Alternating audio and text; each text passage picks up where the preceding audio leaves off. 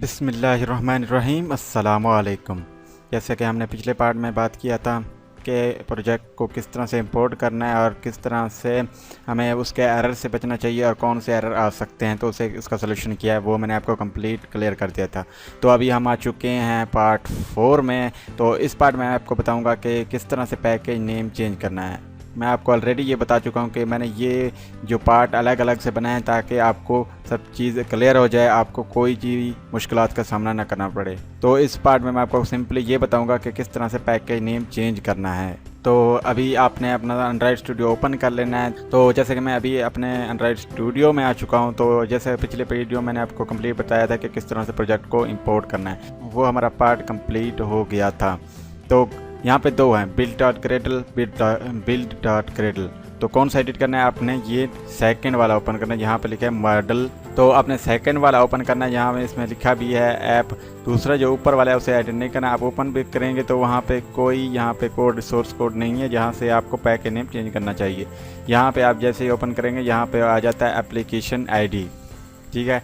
तो यहाँ पे आपने अपना यूनिक ID प्ले स्टोर के लिए यहाँ पे डालना है। आपने दूसरा प्रीवियस अगर पड़ा है गूगल प्ले में वो नहीं डालना।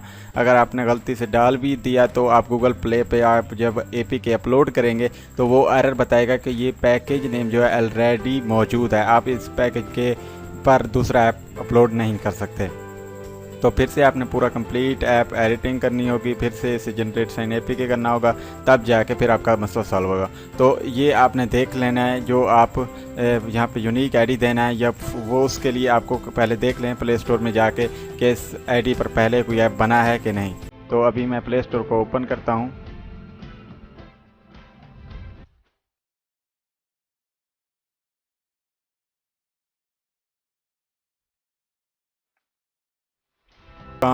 तो यहाँ पे हम कोई ऐप ओपन कर लेते हैं, ठीक है।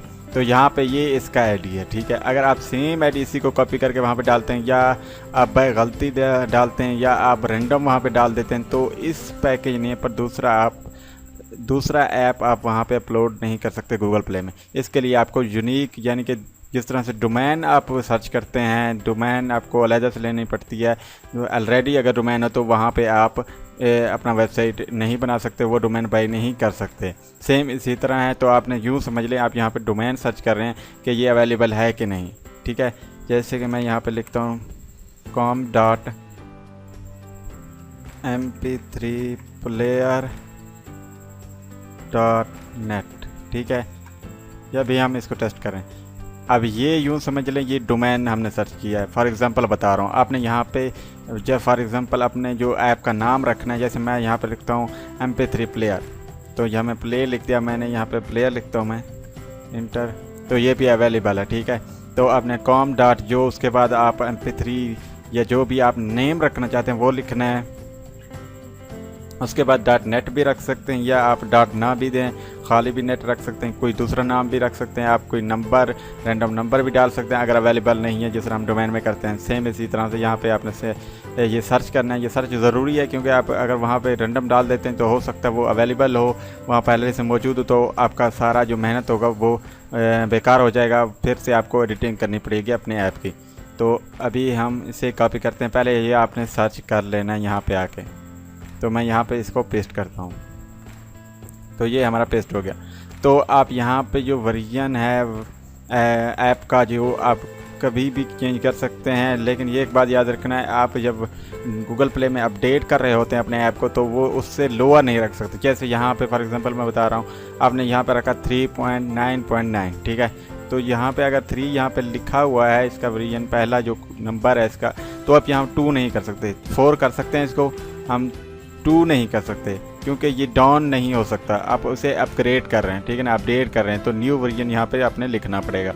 इस बात का आपने ख्याल रखना है। अगर आपने रख भी दिया 2 तो फिर से आपको नया साइन APK जनरेट करना पड़ेगा, पूरे ऐप को फिर से एडिट करना पड़ेगा। पूरा मसला सेम टू सेम है जो पहले मैं आपको बता चुका हूँ, ठीक है। आपने यहाँ क्या करना है, यहाँ पे आपने 4 रखना है। अगर आप अपडेट कर रहे हैं तो फर्स्ट टाइम आपने 1 लिख सकते हैं। जैसे आप फर्स्ट टाइम यहाँ पे बना रहे हैं ना, तो मैं यहाँ पे लिखता हूँ 8। अब 1 ये लंबा हो जाएगा तो मैं 1.5 रख देता हूँ, ठीक है। ये हमारा वर्जन कोड हो गया। अब जब सेकंड टाइम बनाएंगे तो आपने यहाँ पे 1.6 लिखना है, यहाँ पे 5 की जगह 6 लिखना है, ठीक है।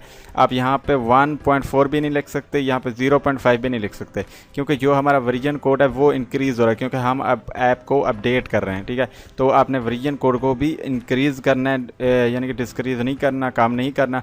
अब कम करेंगे तो वो गूगल प्ले वाले एक्सेप्ट नहीं करेंगे कि ये ओल्ड आप वर्जन हमें दे रहे हैं, आप ऐप को तो अपडेट कर रहे हैं, जो हमने पिछला एपीके दिया था आप उससे बड़ा यानी कि वर्जन कोड वाला हमें दें, ये एक्सेप्टेबल नहीं है। तो आपने इस बात का भी ख्याल रखना है, ये भी ज़्यादा इंपॉर्टेंट है, वरना आपका जो सारा मेहनत है वो बेकार हो जाएगा।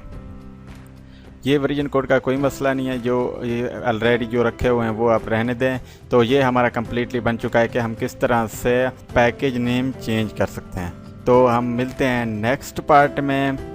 जो हमारा नेक्स्ट पार्ट है उसमें मैं आपको बताऊंगा कि किस तरह से चेंज ऐप नेम करना है और किस तरह से उसमें ऐड जो एडमूव की आईडी है कहाँ प्लेसमेंट करनी है, तो उस बारे में हम बात करेंगे। तो अपना बहुत सारे ख्याल रखिए। अल्लाह हाफिज़।